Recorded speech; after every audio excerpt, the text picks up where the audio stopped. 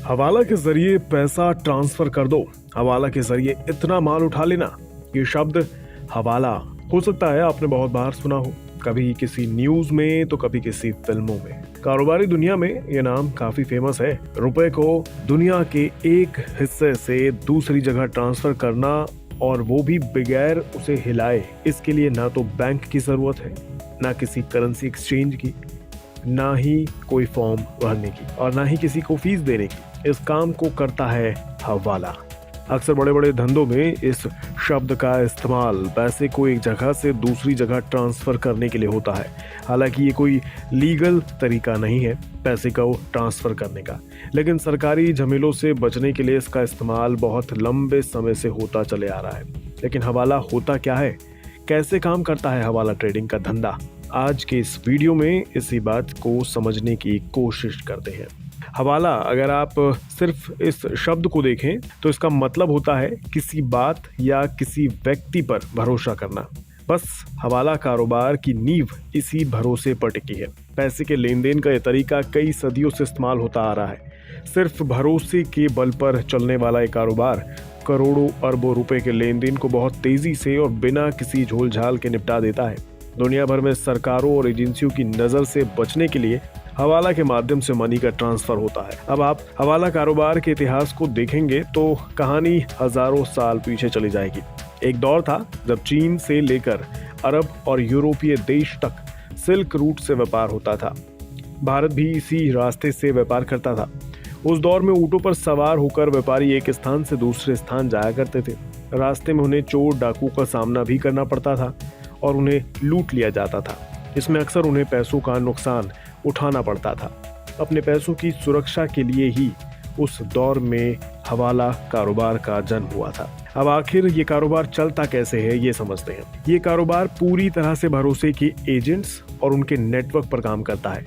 मानकर चलिए आपको दिल्ली से करीब 10 करोड़ रुपए कैश में चेन्नई पहुंचाने हैं।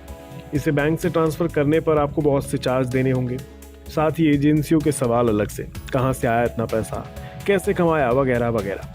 ऐसे में आप इसे हवाला कारोबारी को देंगे जिसका नेटवर्क चेन्नई में एक एजेंट के साथ फैला हुआ है। आप 10 करोड़ रुपए की रकम दिल्ली के एक एजेंट को देंगे, वो बदले में आपको एक कोड देगा।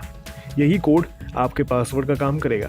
जैसे ही ये कोड चेन्नई में बैठे एजेंट को मिलेगा, वो आपको या आपके किसी भी बंदे को बिना किसी सवाल जवाब के 10 करोड़ रुपए थमा देगा। बस हो गया, पैसा ट्रांसफर हो गया बिना किसी झमेले के। यही है हवाला कारोबार। इस कारोबार में हर लाख रुपए के ट्रांजैक्शन पर एजेंट्स कुछ चार्ज वसूलते हैं। यही उनकी कमाई का जरिया है। अब आप सोच रहे होंगे कि ये कैसे पॉसिबल है, इतनी बड़ी रकम इधर से उधर इतनी फास्ट तरीके से कैसे मिल सकती है, दिल्ली से चेन्नई पैसा गया कैसे? असल में ये लेन देन पूरी तरह भरोसे पर हुआ है। दिल्ली से पैसा कभी चेन्नई ट्रांसफर नहीं होगा, ना ही चेन्नई से कभी पैसा मांगने की रिक्वेस्ट की जाएगी। लेकिन जब चेन्नई वाले एजेंट को जरूरत पड़ेगी तब वे दिल्ली वाले एजेंट से इसी कनेक्शन का इस्तेमाल करके दिल्ली में रकम को डिलीवरी करवा देगा। ज्यादातर गैर कानूनी कामों में रुपए, डॉलर या फिर दिरहम में लेन देन इसी तरह से होता है। इसमें रकम भेजने वाले और पाने वाले की ट्रेसिंग करना लगभग नामुमकिन है। हाल में आपने महादेव बैटिंग ऐप का मामला सुना होगा। इस मामले की जांच ईडी कर रहा है। ईडी के प्रोसिक्यूशन कंप्लेंट के मुताबिक महादेव सट्टा ऐप स्कैम का ये पूरा मामला करीब 5000 करोड़ से ज्यादा का है। महादेव ऐप को चलाने वाले ऑनलाइन सट्टे से हर महीने तकरीबन 800 करोड़ की कमाई कर रहे थे। महादेव ऐप के प्रमोटर्स हर महीने एक पैनल से 30 से 40 लाख रुपए की कमाई कर रहे थे। अभी जितने एक्टिव पैनल्स की जानकारी मिल पाई है उनकी संख्या तकरीबन 2000 से ज्यादा है। इस तरह देखें तो हर महीने महादेव ऐप के प्रमोटर्स 600 करोड़ से 800 करोड़ रुपए कमा रहे थे, और ये सारा पैसा हवाला के जरिए ही विदेश में बैठे इस ऐप के प्रमोटर्स तक पहुंचाया जा रहा था। जानकारी के अनुसार पैसे को 3 से 4 लेयर्स में घुमाने के बाद प्रमोटर्स तक पहुंचाया जाता था। इसके लिए मुंबई और गुजरात स्थित प्रोफेशनल इंटरनेशनल हवाला ऑपरेटर्स की मदद ली जाती थी।